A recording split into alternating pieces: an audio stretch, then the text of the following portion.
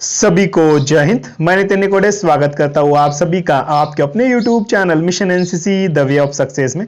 देखिएगा शाम के 7 बज चुके, हम लाइव आ चुके। फटाफट सभी कैडेट्स जल्दी से लाइव आ जाए और चैट बॉक्स में बता दो कि कौन कौन आज की क्लास में प्रेजेंट है। आज का एक वेरी इंपॉर्टेंट क्लास होने वाला है, जो कि मैप रीडिंग मानचित्र अध्ययन के बारे में आज की हमारी क्लास होने वाली है। तो सभी कैडेट्स जल्दी से लाइव आ जाए और आप सभी को ये पीडीएफ फ्री मिलने वाला है, इस बात को भी याद रखिएगा। ठीक है, हर एक कैडेट को ये पीडीएफ फ्री मिलेगा। लास्ट में मैं आप सभी को बताऊंगा कि आप सभी इस पीडीएफ को कैसे डाउनलोड करोगे। ठीक है, बिल्कुल फ्री में आप सभी को, हर एक कैडेट को ये पीडीएफ फ्री में मिलेगा। ठीक है, जितने भी कैडेट्स आप देख रहे हो, आपको वीडियो को लास्ट तक देखना है। मैं लास्ट में बताऊंगा कि आप सभी कैडेट्स इस पीडीएफ को आप कैसे डाउनलोड करोगे। ठीक है, वेरी इंपॉर्टेंट वाला पीडीएफ है। ठीक है, आप जैसी क्लास देखोगे तो आपको समझ में आएगा क्लास में। तो सभी लोग आ जाए जल्दी से फटाफट और मुझे बता दो कि कौन कौन प्रेजेंट है क्लास में। चैट बॉक्स में बता दो जल्दी से। और 2-3 दिन से हमारी सुबह वाली क्लास नहीं हो रही थी, क्योंकि जो ना मुझे टाइम ही नहीं मिल रहा है। सुबह बहुत बिजी शेड्यूल चल रहा है अभी। ठीक है, इसलिए ना सुबह टाइम निकालना मेरे लिए बहुत मुश्किल हो रहा है। तो हमारी रात वाली क्लासेस चलेगी डेली, टेंशन ना लीजिए आप सभी। और एक बात मैं आप सभी को बता दूं, कल तो संडे है और कल ना बहुत सारे बच्चों का एग्जाम आने वाला है कल। ठीक है, आप सभी को पता होगा, जो भी बी सर्टिफिकेट वाले कैडेट्स हैं उनका पेपर कल 14 फरवरी को होने वाला है। ठीक है, तो जो 49 यूपी बटालियन के जितने भी कैडेट्स हैं उन सभी को ऑल द बेस्ट, क्योंकि उनका एग्जाम कल होने वाला है। और बहुत सारे कैडेट हैं, मतलब कि बहुत सारे बटालियन का एग्जाम कल होने वाला है 14 फरवरी को। ठीक है, तो आप सभी को मिशन एनसीसी की तरफ से ऑल द बेस्ट। सभी लोग अच्छे से एग्जाम सॉल्व करिए और कोशिश करिए कि पूरा पेपर सॉल्व करिए। ठीक है, पेपर जब भी आप सॉल्व करते हो तो उसमें के कोई भी क्वेश्चंस खाली ना छोड़े, सभी क्वेश्चन को अटेम्प्ट करें। ठीक है, तो चलिए आज की हमारी क्लास स्टार्ट करते हैं। बहुत सारे कैडेट्स आ चुके हैं लाइव, स्वागत है। जितने भी नए कैडेट्स हैं आप सभी का स्वागत है, जो हमारे रेगुलर वाले कैडेट्स हैं उनका भी स्वागत है। तो चलिए, बिल्कुल आप सभी के चार्ट्स में पढ़ रहा हूं और साथ में मैं आप सभी को रिप्लाई भी दे रहा हूं। चलिए आज की क्लास हम स्टार्ट करते हैं। तो मैप रीडिंग के बारे में आज की क्लास होने वाली है, मानचित्र अध्ययन के बारे में। तो जितने भी कैडेट्स आप देख रहे हो तो इस क्लास को इतने फोकस्ड होकर देखो, क्योंकि ये क्वेश्चन आपके एग्जाम में 6 मार्क्स कवर करेगा। ठीक है, ये जो पूरा पीडीएफ है आपको 6 मार्क्स कवर करके देने वाला है आपके एग्जाम में, क्योंकि हर साल इसके ऊपर क्वेश्चन आते हैं। तो ये है आज हम पढ़ने वाले टोपोग्राफिकल्स फॉर्म्स। ठीक है, टोपोग्राफिकल्स फॉर्म जिसको हम भू आकृतियां कहते हैं। तो भैया ये टोपोग्राफिकल्स फॉर्म क्या होता है, इसके बारे में हम थोड़ा सा भी समझेंगे कि पृथ्वी के धरातल पर अनेक प्रकार की भू आकृतियां है। भैया जो हमारी पृथ्वी है उसके धरातल पर बहुत ऐसी जो है भू आकृतियां है, आप सभी को पता है। ठीक है, जिनको हम टोपोग्राफिकल फॉर्म्स कहते हैं। ठीक है, तो इनमें प्राकृतिक एवं मानव द्वारा निर्मित दोनों प्रकार की भू आकृतियां है। ठीक है, जो भी हमारी पृथ्वी है तो धरातल पे क्या है, पृथ्वी पे क्या है, कुछ प्राकृतिक और मानव रचित भू आकृतियां। मतलब प्राकृतिक भू आकृतियां किसे कहते हैं, जो नेचर की तरफ से बनाई गई, जैसे कि नदी है, पर्वत है, पहाड़ है। ठीक है, ये क्या है, ये प्राकृतिक है। और मानव रचित क्या है, तो जैसे कि बिल्डिंग है। ठीक है, बड़े बड़ी बिल्डिंग है, बड़े बड़े भवन है, ये क्या है, ये सारे के सारे मानव द्वारा निर्मित भू आकृतियां है। तो आज हम टोपोग्राफिकल फॉर्म्स देख रहे हैं। ठीक है, जो कि प्राकृतिक भू आकृतियां देखने वाले। तो ये आप समझ लीजिए कि प्राकृतिक, जैसे कि हाँ एग्जांपल के लिए यहाँ पे आपको समझ में आएगा कि प्राकृतिक भू आकृतियों में पर्वत, समंदर, नदी, तालाब इत्यादि, और मानव द्वारा भू आकृतियों में भवन है, सड़कें है, पुल है आदि सम्मिलित है। ठीक है, तो आज हम जो है प्राकृतिक टोपोग्राफिकल फॉर्म्स के बारे में देखने वाले, प्राकृतिक भू आकृतियों के बारे में हम समझने वाले। तो जितने भी कैडेट्स आप देख रहे हो, ठीक है, जितने भी कैडेट्स आप लाइव देख रहे हो या इस क्लास को लाइव हो जाने के बाद आप देखने वाले हो, तो इसीलिए सभी कैडेट अच्छे से फोकस्ड होके देखो। ठीक है, आज की क्लास काफी इंपॉर्टेंट होने वाली है, क्योंकि एज मैं सीरियसली बात कर रहा हूं, वेरी इंपॉर्टेंट क्लास होने वाली है। ठीक है, क्योंकि आज मैं आपके कंसेप्ट बनाने की कोशिश करूंगा। ठीक है, छोटे छोटे जो कंसेप्ट है वो बनाने की मैं पूरी तरीके से मैं आज की क्लास में कोशिश करूंगा कि आपके पूरे कंसेप्ट बने रहे। ठीक है, तो इसलिए, और मैं वीडियो के लास्ट में आप सभी को बताऊंगा कि आप सभी इस पीडीएफ को कैसे डाउनलोड कर सकते हो। ठीक है, तो ये पीडीएफ आप सभी के लिए बिल्कुल फ्री पीडीएफ है। तो चलिए बिल्कुल, तो सबसे पहला है, आपके एग्जाम में ये क्वेश्चन इस तरीके से पूछा जाता है, क्या है, संक्षिप्त टिप्पणी लिखो। क्या, संक्षिप्त टिप्पणी लिखो, इस तरीके से क्वेश्चन पूछा जाता है, या इसकी परिभाषा लिखो। डेफिनेशन लिखो या संक्षिप्त टिप्पणी लिखो या दिए गए निम्नलिखित में से किसी 5 पर एक नोट लिखो। इस तरीके से क्वेश्चन पूछा जाता है। तो सबसे पहले आपसे क्या क्वेश्चन पूछा जाएगा आपके एग्जाम में, ये वेरी वेरी इंपॉर्टेंट है आज की क्लास, इसलिए मैं बोल रहा हूं, सीरियसली मैं बोल रहा हूं, सभी कैडेट अच्छे से फोकस्ड होकर देखिए। तो सबसे पहले पर्वत, माउंटेन, ठीक है, पर्वत को माउंटेन कहा जाता है। तो माउंटेन से आप क्या समझते हो, तो माउंटेन क्या होता है, ठीक है। तो माउंटेन की परिभाषा आप सभी को लिखनी है, डेफिनेशन लिखनी है माउंटेन की, ठीक है। जो हम क्या देख रहे हैं आज की क्लास में, तो आज की क्लास में हम टोपोग्राफिकल फॉर्म्स देखने वाले हैं, टोपोग्राफिकल फॉर्म्स देखने वाले। अगर आप भी अच्छे ग्रेड से आपके एग्जाम में आप पास होना चाहते हो तो ये काफी इंपॉर्टेंट वीडियो है आप सभी के लिए, ठीक है। तो याद रखिएगा कि पर्वत को हम माउंटेन कहते हैं। क्या कहते हैं, माउंटेन। तो माउंटेन की परिभाषा क्या है, पर्वत की परिभाषा क्या है, तो पृथ्वी की प्राकृतिक सतह का अत्यधिक विशाल एवं ऊंचा भाग जिसकी ऊंचाई 1000 मीटर से अधिक हो वो पर्वत कहलाता है। याद रखिएगा, तो पर्वत किसे कहते हैं, पृथ्वी की प्राकृतिक सतह की अत्यधिक विशाल एवं ऊंचा भाग जिसकी ऊंचाई 1000 मीटर से अधिक हो वो पर्वत कहलाता है। इस बात को याद रखिए सभी कैडेट्स, ठीक है। तो अब हम देखते हैं, ठीक है, जब भी हमें पर्वत दिखाई देते हैं तो हम किसी को भी पर्वत कह देते हैं, भैया ये हमें दिखाई दिया है तो हम क्या है, तो ये पर्वत है, ये माउंटेन है, तो ये उसको हम माउंटेन नहीं कहते हैं, याद रखिए। तो माउंटेन की सही परिभाषा यहाँ पे आपको देखने को मिलेगी। साथ में मैं यहाँ पे एक पिक्चर आप सभी के लिए दिखा रहा हूं, एक फोटो यहाँ पे शो कर रहा हूं। इससे क्या होगा, तो भैया ये जमीन है, ठीक है, ये जमीन के ऊपर अगर आप ऊपर ऐसा ऊंचा हुआ ऊपर उठा हुआ भाग जिसकी जो है वो 1000 मीटर तक उसकी अगर ऊंचाई होती है तो उसी को ही हम क्या कहेंगे, पर्वत कहेंगे, माउंटेन कहेंगे। इस बात को सभी कैडेट्स अच्छे से याद रखिए। फिर से एक बात बता रहा हूं, अगर आप सभी ने ऐसे कई सारे आपने पर्वत देखे होंगे, लेकिन पर्वत हम उसी को कहते हैं जिनकी ऊंचाई 1000 मीटर से ज्यादा हो, उसी को ही हम पर्वत कहते हैं। इस बात को याद रखिए। चलिए, तो नेक्स्ट आपको जो है नेक्स्ट कंसेप्ट, सभी चीजें मैं कंसेप्ट के जरिए आपको सॉल्व करने की कोशिश करूंगा, कंसेप्ट बताने की कोशिश कर रहा हूं, ठीक है। काफी मेहनत लगी है इस पीडीएफ को बनाने में।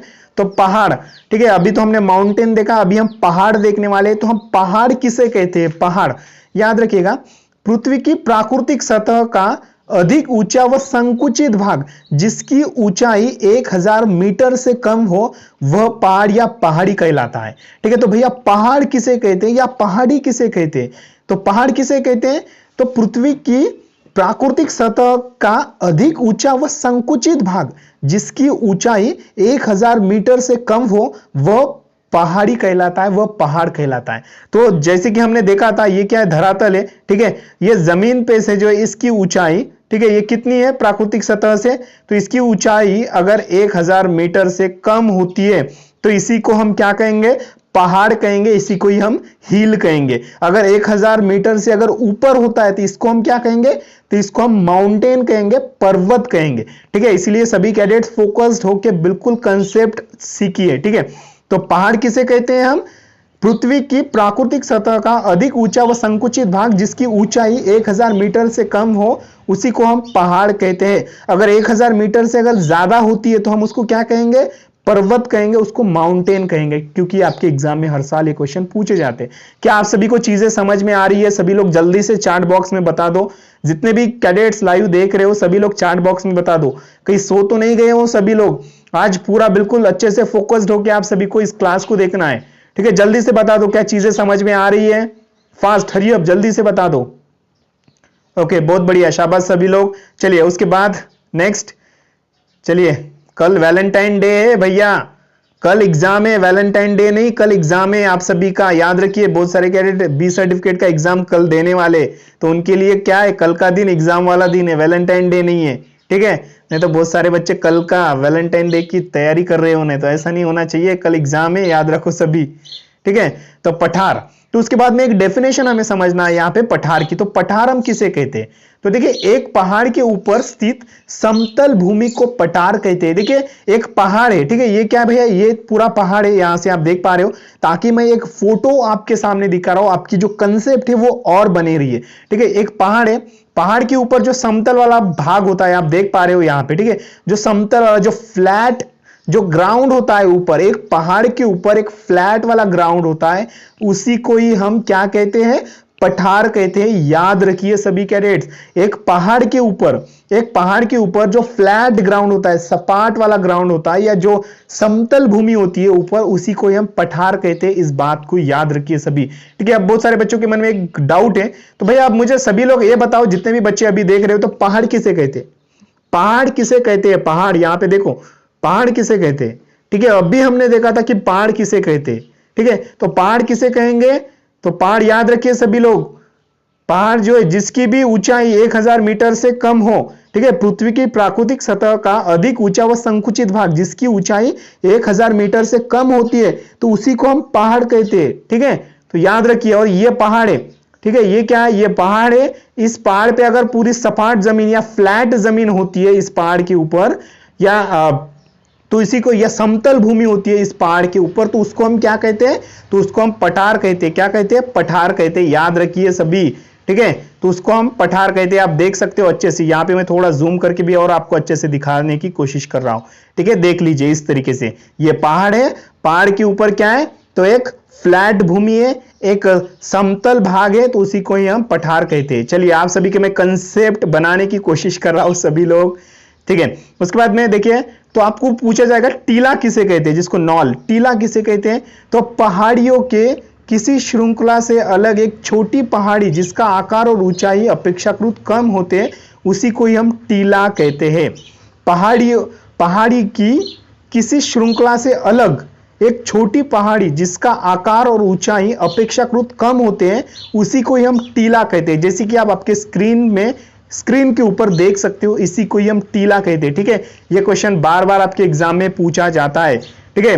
सभी कैडेट्स, क्या आप सभी बोर तो नहीं हो रहे हो? सभी लोग क्या बोर तो नहीं हो रहे हो? चैट बॉक्स में बता दो जल्दी से। बहुत सारे बच्चे बोर हो रहे हो, ठीक है, बोर नहीं हो रहे हो ना?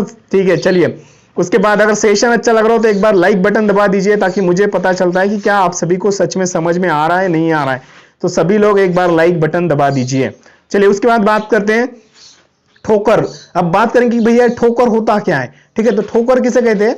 मैदानी क्षेत्र में उभरा हुआ पर्वतीय भाग ठोकर अथवा पर्वत स्कंद कहलाता है, ठीक है। ये क्वेश्चन दो तरीके से पूछा जाता है, पर्वत स्कंद किसे कहते हैं या ठोकर किसे कहते हैं? तो ठोकर किसे कहते हैं? मैदानी क्षेत्र में उभरा हुआ पर्वतीय भाग ठोकर अथवा पर्वत स्कंद कहलाता है। आप देख सकते हो मैदानी क्षेत्र है, ठीक है। ये क्या है भैया? ये मैदानी क्षेत्र है। इस मैदानी क्षेत्र में क्या है? पर्वत के जैसे छोटे छोटे भाग यहाँ पे आपको देखने को मिल रहे हैं, ठीक है। तो इन्हीं को ही हम क्या कहते हैं? ठोकर कहते हैं। क्या कहते हैं? ठोकर कहते हैं, जो कि आप देख सकते हो यहाँ पे, और आपको थोड़ा जूम करके मैं दिखाने की कोशिश करूंगा, ठीक है। मैदानी क्षेत्र में जो पर्वत के जैसे जो उठे वाले जो भाग है ना, इन्हीं को ही हम क्या कहते हैं? ठोकर कहते हैं। इस बात को भी याद रखिए सभी कैडेट्स। चलिए, उसके बाद में नेक्स्ट बात करेंगे। तो नेक्स्ट है अंत घाटी, जिसको अंत घाटी को क्या कहेंगे? अंत घाटी किसे कहते हैं? अंत घाटी किसे कहते हैं? तो दो पर्वत स्कंदों के बीच की समतल भूमि को घाटी कहते हैं, ठीक है। अंत घाटी, दो पर्वत स्कंद के बीच के समतल भूमि को क्या कहते हैं? अंत घाटी कहते हैं। याद रखिए, बहुत सारे बच्चों को नहीं समझ में आ रहा है भैया, तो आप फोकस देके नहीं समझोगे तो कैसे समझ में आएगा। अभी यहाँ पे एक बात मुझे बता दो कि यहाँ पे मैंने एक वर्ड्स यूज किया है, स्कंद, पर्वत स्कंद। पर्वत स्कंद किसे कहा जाता है, या स्कंद पर्वत किसे कहा जाता है? बताओ सभी लोग, पर्वत स्कंद किसे कहा जाता है? अभी इससे पहले मैंने आप सभी को बताया था कि पर्वत स्कंद की परिभाषा याद रखिए। तो देखिए, पर्वत स्कंद क्या होता है, या ठोकर या पर्वत स्कंद। यहाँ पे देखिए, अभी हमने पढ़ा था कि पर्वत स्कंद क्या है। तो किसी भी जमीन पे मैदानी क्षेत्र में जो ये वाले भाग है ना, उठे वाले, तो इन्हीं को हम क्या कहते हैं? पर्वत स्कंद, या इनको हम ठोकर कहते हैं। तो अब याद रखो, तो अब अंत घाटी किसे कहेंगे? अंत घाटी किसे कहेंगे? दो पर्वत स्कंदों के बीच में जो समतल भूमि या समतल भूमि होती है, उसको हम अंत घाटी कहेंगे। तो यहाँ पे देखिए, यहाँ पे दो पर्वत स्कंद आपको देखने को मिल रहे हैं। तो यह यहाँ पे जो इनके बीच में जो समतल भूमि है, जो फ्लैट ग्राउंड है यहाँ पे, ठीक है, तो इन्हीं को हम क्या करेंगे, या क्या कहेंगे? अंत घाटी कहेंगे। इस बात को याद रखिए, कंसेप्ट वाली बात है, एक एक बात अच्छे से समझिए, ठीक है। तो देखिए, आप देख सकते हो ये दो पहाड़ है, ठीक है, ये एक पहाड़ है, ये दो पहाड़, ठीक है। ये दोनों पहाड़ के बीच में यहाँ पे देख पाओगे आप, ये दोनों पहाड़ों के बीच में जो समतल वाली भूमि होती है, उसी को ही हम क्या कहते हैं? याद रखिए, यहां से देखिए अच्छे से, ठीक है। दो पर्वत है, यहाँ पे एक पर्वत है और इधर के साइड में एक पर्वत है, और ये दोनों के बीच में जो एक फ्लैट ग्राउंड है, समतल भूमि है, इसी को ही हम अंत घाटी कहते हैं, रीएंट्रेट कहते हैं, ठीक है। याद रखिए सभी कैडेट्स। आई होप कि आपको ये सारे कंसेप्ट में समझाने की कोशिश कर रहा। उसके बाद में कोल और सैडल किसे कहते हैं, तो भैया कोल और सैडल किसे कहते हैं, तो एक पहाड़ या दो चोटियों के बीच में स्थित नीची समतल भूमि को कोल कहते हैं। सबसे पहले तो आप कोल को समझिए कि कोल होता क्या है। तो एक पहाड़ के दो चोटियों के बीच में स्थित नीची समतल भूमि को कोल कहते हैं। तो भैया हमने कहा था कि पहाड़ किसे कहते हैं, पहाड़ किसे कहते हैं, पहाड़। अभी हमने देखा था पहाड़ की परिभाषा हमने देखी थी इससे पहले, पहाड़ किसे कहते हैं। लेकिन वो दो पहाड़ है, ठीक है, जिसकी भी ऊंचाई, ठीक है, जो पृथ्वी पे जो प्राकृतिक जो भाग है जिसकी ऊंचाई 1000 मीटर से कम होती है, तो उसी को हम पहाड़ कहते हैं। 1000 मीटर से अगर वो ज्यादा होती है तो उसको हम पर्वत कहते हैं। तो ठीक है, तो यहां पे समझिए कि एक पहाड़ कितनी पहाड़ जो है, पहाड़ के दो चोटियों के बीच में, ठीक है, एक पहाड़ के दो चोटियों के बीच में जो समतल भूमि होती है उसी को ही हम कोल या घाटी कहते हैं, ठीक है। कोल को हिंदी में क्या कहा जाता है, याद रखिए, कोल को हिंदी में घाटी कहा जाता है, घाटी, ठीक है। तो अब घाटी किसे कहेंगे हम, तो याद रखिए, यहां पे मैं आपको समझाने की कोशिश करूंगा। एक पहाड़ है, ठीक है, एक पहाड़, ठीक है, एक पहाड़ है, ये पहाड़ के चोटी के बीच में, ठीक है, एक पहाड़ के चोटी के बीच में जो समतल वाला जो ग्राउंड होता है, यहाँ पे आप देख पा रहे हो, जो पूरा फ्लैट ग्राउंड है, ठीक है, इसी को ही हम घाटी कहते हैं। क्या कहते हैं, घाटी कहते हैं। अगर आप सभी अच्छे से फोकस्ड होकर अच्छे सभी चीजें अगर समझ रहे हो तो आपको आज का जो क्लास है वो आज की सेशन आपको समझ में आएगा। अगर आप सिर्फ ऐसे ही देख रहे हो तो भैया मैं यकीन के साथ बोल सकता हूँ कि आज का क्लास आपको समझ में नहीं आने वाला है, ठीक है। तो इसलिए सभी लोग फोकस्ड होके देखिए, ठीक है। तो एक पहाड़ के दो चोटियां है, ठीक है, ये दो चोटियां हैं, और इन दोनों के बीच में जो एक फ्लैट वाला जो ग्राउंड है, इसी को ही हम क्या कहते हैं, तो इसी को ही हम क्या कहते हैं, बोलिए सभी लोग, क्या कहते हैं, तो घाटी कहते हैं। याद रखिए, इसी को ही हम घाटी कहते हैं। चलिए, आई होप कि आपको ये सभी चीजें अच्छे से समझ में आ रही है, ठीक है। अब बात करते हैं कि सैडल किसे कहते हैं, सैडल, ठीक है। सैडल देखिए, जब इस भूभाग का तल पहाड़ की चोटियों से अधिक नीचे होता है तो उसे सैडल कहते हैं। क्या कहते हैं, सैडल, या सैडल को हम हिंदी में क्या कहेंगे, तो सैडल को हम हिंदी में कहते हैं अवतल घाटी। तो अवतल घाटी किसे कहते हैं, जब इस भूभाग का तल पहाड़ की चोटियों से अधिक नीचे नहीं होता है तो उसी को ही हम सैडल या क्या कहते हैं, अवतल घाटी कहते हैं, जो कि आप देख सकते हो। तो ये वाला जो भाग है इसी को ही हम सैडल कहते हैं, अवतल घाटी कहते हैं। याद रखिए सभी कैडेट्स, ठीक है। चलिए, और लास्ट में मैं आप सभी को बताने वाला हूं कि आप सभी इस पीडीएफ को कैसे डाउनलोड कर सकते हो। चलिए, तो आप मुझे बता दो कि भैया कल का क्या प्लान है, आप सभी का क्या शेड्यूल है वैलेंटाइन डे का, सभी लोग जल्दी से बता दो क्या शेड्यूल है आप सभी का कल का वैलेंटाइन डे का, जल्दी से बता दो। जितने भी कैडेट्स देख रहे हो तो वैलेंटाइन डे का क्या शेड्यूल है, कल संडे है, आप सभी को पता है कल संडे है वैलेंटाइन डे।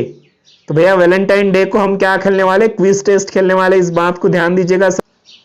हाँ, तो देखिए, तो दर्रा और संकीर्ण किसे कहा जाता है, तो दर्रा और संकीर्ण, ठीक है। तो दर्रा किसे कहा जाता है पहले हम समझेंगे। तो दो पहाड़ के बीच से निकलने वाले मार्ग दर्रा कहलाता है। तो भैया दो पहाड़ के बीच से निकलने वाला जो मार्ग है वो क्या कहलाता है, तो दर्रा कहलाया जाता है। जैसे कि मैं आप सभी को यहाँ पे दिखाने की कोशिश करूंगा। देखिए, ये दो पहाड़ है, ठीक है, एक पहाड़, ये दूसरा पहाड़, इन दोनों पहाड़ के बीच में से जो भाग निकला हुआ है इसी को क्या कहेंगे हम, तो दर्रा कहेंगे। इस बात को याद रखिए, एक पहाड़ और ये दूसरा पहाड़, तो दोनों पहाड़ के बीच में से जो भाग निकलता है उसी को ही हम क्या कहते हैं, दर्रा कहते हैं। इस बात को याद रखिए, ठीक है। दो पहाड़ के बीच में से जो मार्ग निकलता है, ठीक है, यहाँ पे देख सकते हो आप, अच्छे से देख लीजिए सभी, एक पहाड़ है दूसरा पहाड़ है, इन दोनों के बीच में जो एक मार्ग निकल रहा है उसी को हम दर्रा कहते हैं, ठीक है। चलिए, उसके बाद अभी बात करते हैं दूसरा। तो दूसरा क्या है, तो संकीर्ण दर्रा किसे कहा जाता है, डिफाइल किसे कहा जाता है, याद रखिए सभी। तो डिफाइल किसे कहा जाता है, जब यह दर्रा अत्यधिक तंग संकीर्ण हो जाता है और इससे एक एक करके निकलना पड़ता है तब इसे तंग दर्रा कहते हैं, क्योंकि इससे प्राय पंक्ति बनाकर निकलना पड़ता है। तो ठीक है, आप जो कि यहाँ पे देख सकते हो संकीर्ण दर्रा इस तरीके से होता है, जहां पे आप अच्छी तरीके से देख सकते हो।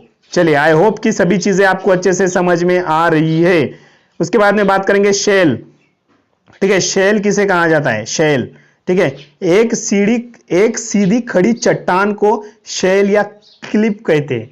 तो एक सीधी चट्टान को क्या कहते हैं, शेल या क्लिफ कहते हैं। तो एक देख सकते हो यहाँ पे आपको चट्टान आपको यहाँ पे देखने को मिलेगा। तो एक चट्टान है भैया, एक सीधा चट्टान है, आप देख पा रहे हो यहाँ पे, ठीक है, एक चट्टान है। तो एक सीधे चट्टान को ही हम क्या कहेंगे, शेल कहते हैं, क्लिफ कहते हैं। देख पाओगे आप सभी लोग, एक चट्टान है तो इस चट्टान को हम क्या कहेंगे, एक शेल कहेंगे या इसको क्लिफ कहेंगे हिंदी में। तो इसीलिए याद रखो, एक सीधे चट्टान को क्या कहा जाता है, शेल कहा जाता है, ठीक है। तो ये सभी चीजें कंसेप्ट वाली बातें हैं, इसलिए एक एक चीजें अच्छे से समझो, कंसेप्ट में समझिए। चलिए उसके बाद में नेक्स्ट, तो भैया कंदर। अब कंदर क्या किसे कहते हैं, कंदर याद रखिए। तो अत्यधिक तंग, संकरी व गहरी घाटियां जिनके किनारों के ढलान प्राय खड़े ढलान होते। तो कंदर किसे कहते हैं, याद रखिए सभी लोग। अत्यधिक तंग, संकरी व गहरी घाटियां जिनके किनारे के ढलान प्राय खड़े होते हैं, उन्हीं को ही हम क्या कहते हैं, तो उन्हीं को हम कंदर कहते हैं। तो आप देख सकते हो, ये जो है भैया एक घाटी है, ठीक है, ये दूसरी घाटी है, इन दोनों के बीच में जो ढलाने बन रही है, ठीक है, ये जो ढलाने बन रही है, इन्हीं को ही हम क्या कहेंगे, तो इन्हीं को ही हम कंदर कहेंगे। इस बात को भी याद रखिए सभी कैडेट्स, ठीक है। देखिए ये जो दो ढलाने आपको यहाँ पे देख रही है अच्छी सी, दो घाटियां, ठीक है, इन दो घाटियों के बीच में जो आपको ढलाने ऊपर की तरफ देखने को मिल रही है, ठीक है। तो इन ढलानों को ही हम क्या कहेंगे, तो इनको ही हम कंदर कहेंगे। इस बात को याद रखिए, आपके एग्जाम में बार बार ये क्वेश्चन पूछा जाता है। उसके बाद में बात करेंगे कि कगार। तो भैया कगार क्या होता है, कगार किसे कहते हैं, ठीक है। तो कगार, पहाड़ों के अत्यधिक तीव्र ढलान को कगाल कहते हैं, ठीक है, पहाड़ों के अत्यधिक तीव्र ढलान को कगार कहते हैं। इस बात को याद रखें। तो आप यहाँ पे देख पाओगे, ठीक है, ये जो पहाड़ है, ठीक है, ये पहाड़ है, आप देख पाओगे, ठीक है, ये पहाड़ है। तो ये जो ढलाने आप देख रहे हो, ये तीव्र ढलाने, ठीक है, ये जो तीव्र ढलाने आप देख रहे हो, तो इन्हीं को ही हम क्या कहेंगे, तो कगार कहेंगे। इस बात को याद रखिए। या यहाँ पे भी आप देख सकते हो, इन सभी को हम क्या कहते हैं, तो कगार कहते हैं। आई होप कि आपको ये सभी चीजें अच्छे से समझ में आ रही है। चलिए आप सभी को एक बात मैं यहाँ पे बता दूं कि जिनकी भी पढ़ाई अभी तक नहीं हुई है, उन सभी के लिए मिशन एनसी ने mission NC model question paper को लॉन्च किया है, जो कि आप देख सकते हो आपके स्क्रीन के ऊपर। आपका जो बी और सी सर्टिफिकेट का जो एग्जाम है ना, वो सेम इसी तरीके से होगा, आप देख पाओगे आपके स्क्रीन के ऊपर। अंधेरा होने से आपको अच्छे से नहीं दिखाई देगा, लेकिन कोशिश करो, ठीक है। इसी तरीके से सेम टू सेम आपका बी और सी सर्टिफिकेट का एग्जाम होगा, सेम टू सेम, ठीक है, लेकिन एक मॉडल क्वेश्चन पेपर है, इस बात को भी याद रखिए। अब बात करते हैं बी सर्टिफिकेट के कोर्स के बारे में। तो देखिए, अगर आप बी सर्टिफिकेट के कैडेट हो या कुछ ही दिनों में आप बी सर्टिफिकेट का एग्जाम देने वाले हो और आपकी पढ़ाई बिल्कुल भी नहीं हुई है और आपको समझ में नहीं आ रहा है कि बी सर्टिफिकेट के एग्जाम में कैसे क्वेश्चन आते हैं और बी सर्टिफिकेट का एग्जाम आपको कम से कम समय में पास करना है, तो आप सभी को ये mission NCC model question paper help करेंगे। तो आपको बी सर्टिफिकेट के कोर्स में क्या क्या मिलेगा, तो बी सर्टिफिकेट के कोर्स में आप सभी को मिलेंगे टोटल 8 क्वेश्चन पेपर, उन सभी के 8 आंसर शीट भी आपको मिलने वाली है। उसके बाद में आपको 6 टॉपिक वाइज नोट्स, एक क्विज टेस्ट, 2 प्रैक्टिकल पेपर और आपको मिलने वाला है एक क्वेश्चन बैंक, जिसमें 270 से भी ज्यादा इंपॉर्टेंट क्वेश्चन है, वो सारे के सारे आप सभी को मिलने वाले हैं। इनकी जो फीस है वो 199 रुपीज है। अब बी सर्टिफिकेट की कोर्स की फीस जो है वो 199 रुपीज है, 199 रुपए है, ठीक है। तो अगर आप इंटरेस्टेड हो बी सर्टिफिकेट के कोर्स को परचेस करने के लिए, तो नीचे मैंने व्हाट्सएप नंबर दिया है, उस व्हाट्सएप नंबर पे आप सभी को हाई मिशन एनसीसी इस तरीके से एक मैसेज भेजना होगा। ले आप सभी इतना भी पढ़ोगे ना, ये सारी की सारी चीजें पढ़ोगे ना, आप मैं यकीन के साथ बोल सकता हूं आप आपका एग्जाम आराम से क्लियर कर पाओगे, इसमें कोई डाउट नहीं है। लेकिन आप सभी को इतना सब कुछ तो पढ़ना पड़ेगा, ठीक है। चलिए अब बात करते हैं एनसीसी सर्टिफिकेट वाले कैडेट्स के बारे में। अगर आप एनसीसी सर्टिफिकेट के कैडेट हो या कुछ ही दिनों में आपका एग्जाम आने वाला है, एग्जाम देने वाले हो और आपकी पढ़ाई बिल्कुल भी नहीं हुई है, तो आप सभी को ये जो है ना पेपर बहुत हेल्प करेंगे। तो सी सर्टिफिकेट के कोर्स में आप सभी को मिलने वाले हैं क्या, तो इसमें आपको मिलेंगे 10 क्वेश्चन पेपर, जी हाँ, टोटल 10 क्वेश्चन पेपर, उनके बाद उनके 10 आंसर शीट, फिर आपको 2 practical paper, 6 topic wise notes, एक क्विज टेस्ट और एक क्वेश्चन बैंक, जिसमें 270 से भी ज्यादा इंपॉर्टेंट क्वेश्चन है।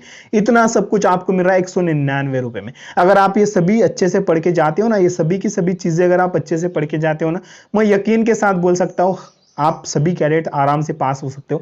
लेकिन इतना सब कुछ तो आपको पढ़ना पड़ेगा, ऐसा नहीं चलेगा, ठीक है। सभी कैडेट्स को इतना पढ़ना पड़ेगा। अगर आप इंटरेस्टेड हो तो मैंने व्हाट्सएप नंबर दिया है, उस व्हाट्सएप नंबर पे आप सभी हाई मिशन एनसीसी भेज सकते हो और इस क्वेश्चन पेपर को परचेज कर सकते हो, एक पेड वाला कोर्स है, ठीक है। अब बहुत सारे बच्चों के मन में एक डाउट है कि सर ये क्वेश्चन पेपर हमारे पास आएंगे कैसे, पेमेंट कैसे करेंगे। तो देखिए, तो पेमेंट्स के लिए ना आपके पास डिजिटल पेमेंट्स मोड से, जैसे कि फोन पे, गूगल पे, पेटीएम, भीम पे, व्हाट्सएप पे, इन डिजिटल पेमेंट मोड्स के द्वारा आप आपका पेमेंट कर सकते हो। जैसे आपका पेमेंट सक्सेसफुल होता है उसका स्क्रीनशॉट निकाल के फिर इसी नंबर पे भेज देना है। कुछ ही समय बाद आप सभी को आपके क्वेश्चन पेपर, आपके आंसर शीट, सारे की सारी चीजें जो है आपके व्हाट्सएप पे आएंगी, पीडीएफ फाइल में आएंगी। और ये पेपर का जो लैंग्वेज है वो हिंदी है, और पेपर जो है सिर्फ आर्मी वालों के लिए, अगर आप नेवी और एयर वाले हो तो आपको सिर्फ कॉमन सिलेबस मिलेगा, स्पेशलाइज नहीं मिलेगा, ठीक है। वेरी इंपॉर्टेंट क्वेश्चन पेपर है, हर साल आपके एग्जाम में जो क्वेश्चन पूछे गए वो सारे के सारे क्वेश्चन इसमें मिलेंगे। लेकिन जब आपका एग्जाम होगा ना, जब आपका एग्जाम होगा तब आपको समझ में आएगा, जब आप ऐसे एग्जाम लिखोगे ना तब आपको समझ में आएगा अच्छा था कि मैंने mission NCC model question paper को अच्छे से पढ़ के आया हूं, ठीक है। क्योंकि यही क्वेश्चन आपके एग्जाम में आने वाले हैं, वो सारे के सारे उसमें इंपॉर्टेंट क्वेश्चन है जो हर साल आपके एग्जाम में पूछे जाते हैं। इसलिए आप ना इन सभी क्वेश्चन पेपर के अच्छे से आप पढ़ाई कर सकते हो, कम से कम समय में सारे इंपॉर्टेंट क्वेश्चन आपको इसमें मिल रहे हैं, पेपर का पैटर्न इसमें मिल रहा है। तो ये सभी चीजें आप अच्छे से पढ़ के जो है आपके एग्जाम में आप अच्छे ग्रेड से पास हो सकते हो, ये मैं यकीन के साथ बोल सकता हूं। अगर आप इंटरेस्टेड हो तो परचेस कर सकते हो, इंटरेस्टेड नहीं हो तो कोई बात नहीं है। और मैंने एक टेलीग्राम चैनल का ग्रुप बनाया है, अब जाओ टेलीग्राम पे, टेलीग्राम का जो लिंक है डिस्क्रिप्शन बॉक्स में, वहां से जो है आप हमारे साथ टेलीग्राम पे भी जुड़ सकते हो। वहां पे हमारी यूजर इंटरेक्शन होती है, ठीक है। वहां पे सवाल जवाब होते हैं, आपका जो भी डाउट है आप टेलीग्राम पे बता सकते हो, पूछ सकते हो, हमारे सभी कैडेट्स उसमें आप सभी को रिप्लाई भी देते रहेंगे, ठीक है। तो चलिए, बिल्कुल आई होप कि आपको ये अच्छे से समझ में आ रहा है, बोर तो नहीं हो रहे हो सभी, ठीक है। क्या सभी बोर तो नहीं हो रहे हो? कल वैलेंटाइन डे है, बोर नहीं होना है आज रात से। बहुत सारे कैडेट ना तैयारी भी करने लगे हैं कल की वैलेंटाइन डे की, ठीक है। तो बोर नहीं होना है सभी को, याद रखिए। चलिए, वैलेंटाइन डे का नाम बोले तो बिल्कुल सभी कैडेट मोटिवेट हो जाते हो, भैया क्या है वैलेंटाइन डे में। चलिए, उसके बाद में हमारा नेक्स्ट क्वेश्चन है, तो नेक्स्ट तो टिब्बा तो आप ड्यून से क्या समझते हो, टिब्बे से क्या समझते हो? तो एक वेरी अपने आप में बहुत बड़ा क्वेश्चन है यार, टिब्बा, ठीक है। तो टिब्बा हम किसे कहेंगे? तो हवा के वेग से रेत और मिट्टी आदि के एक बड़े ढेर अथवा टीले के रूप में लेने वाले टिब्बे का निर्माण होता है। तो हवा के वेग से रेत और मिट्टी आदि के एक बड़े ढेर अथवा टीले का रूप लेने पर उसको हम टिब्बा कहते हैं, या टिब्बे का निर्माण होता है। तो यहाँ पे आप देख पाओगे अच्छे से, यहाँ पे थोड़ा जूम करके मैं यहाँ पे बता दूं कि टिब्बा जो है वो इस तरीके से होते हैं, ठीक है, इस तरीके से होते हैं, आप देख पाओगे अच्छे से, ठीक है। तो इसकी परिभाषा भी आप देख लीजिए अच्छे से, हवा के वेग से रेत और मिट्टी आदि के एक बड़े ढेर अथवा टीले का रूप लेने पर टिब्बे का निर्माण होता है, ठीक है। चलिए, उसके बाद में बात करते हैं मृत भूमि, डेड ग्राउंड। और मैंने एक मिशन एनसीसी का व्हाट्सएप ग्रुप बनाया है, अगर आप सभी उस व्हाट्सएप ग्रुप में ज्वाइन होना चाहते हो, ठीक है। उस व्हाट्सएप ग्रुप में वही बच्चे जो पेड वाले बच्चे जिन्होंने इस कोर्स को परचेज किया है, अगर आप सभी उस व्हाट्सएप ग्रुप में जुड़ना चाहते हो तो मैंने अभी व्हाट्सएप नंबर दिया है, था उस व्हाट्सएप नंबर पे हाई मिशन एनसीसी भेज दीजिए। आप सभी को क्वेश्चन पेपर अगर आप परचेस करते हो तो आपको उस व्हाट्सएप ग्रुप में ज्वाइन होने का मौका मिलेगा, ठीक है। चलिए, तो अब बात करते हैं कि मृत भूमि किसे कहती है। तो भैया वेरी इंपॉर्टेंट है, डेड ग्राउंड आपके एग्जाम में कितने बार ये क्वेश्चन पूछा गया है। तो किसी पहाड़ी आदि के नीचे छिपी हुई भूमि को मृत भूमि या अदृश्य भूमि कहती है, ठीक है। तो याद रखिएगा, किसी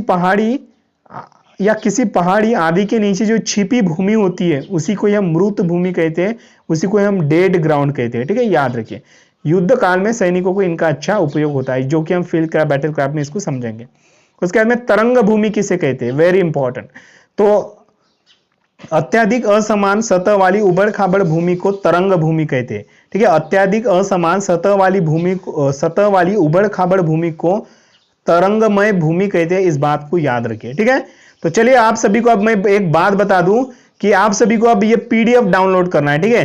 तो पीडीएफ आप सभी को डाउनलोड करना है, तो मैंने नीचे डिस्क्रिप्शन बॉक्स में एनसीसी वीडियो, ठीक है, मैंने नीचे डिस्क्रिप्शन बॉक्स में एनसीसी वीडियो,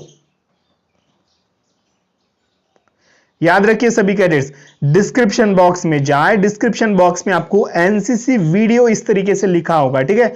चेक करिए, डिस्क्रिप्शन बॉक्स बहुत बड़ा होता है, उसमें आपको लिखा होगा एनसीसी वीडियो। तो उसके नीचे जो लिंक है, उसके नीचे लिंक के ऊपर आप सभी को क्लिक करना है और वहां से आप सभी को इस पीडीएफ को डाउनलोड करना है।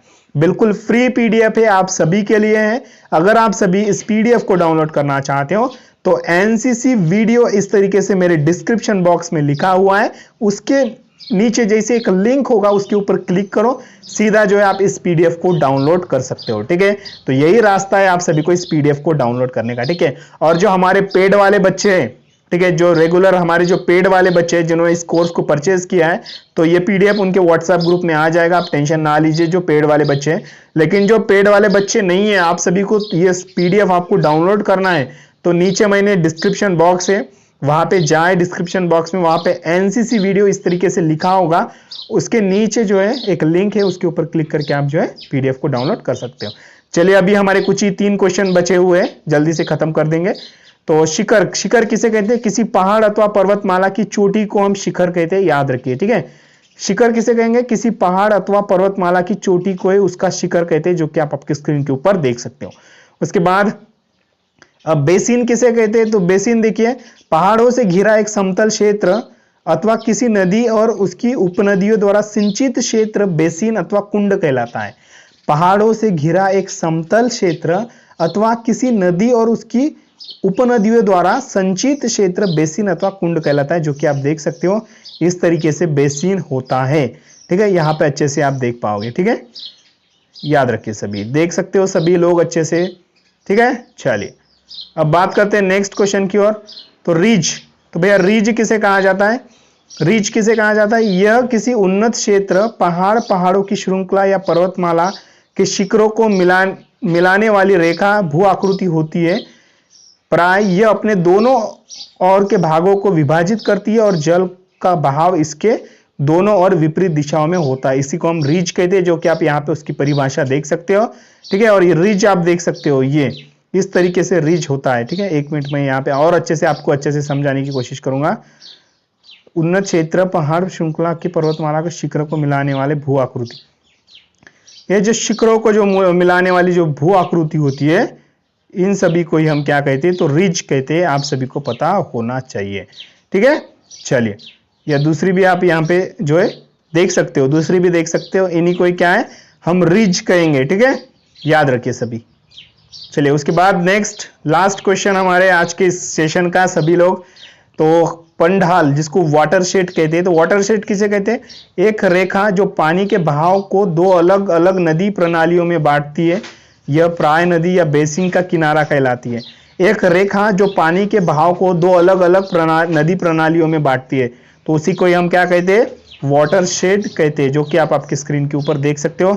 वाटरशेड जो है वो इस तरीके से होता है, आप यहाँ से अच्छे से देख पाओगे। ठीक है, तो यहाँ पे भी आप देख लीजिए, तो इस तरीके से सेम वाटरशेड होता है, आप सभी अच्छे से देख लीजिए। ठीक है, तो चलिए, बिल्कुल आज की हमारी क्लास यहीं पे एंड करेंगे। बहुत बढ़िया, आप सभी कैडेट्स, इतने सारे कैडेट्स आप देख रहे हो, शाबाश सभी लोग, बहुत बढ़िया।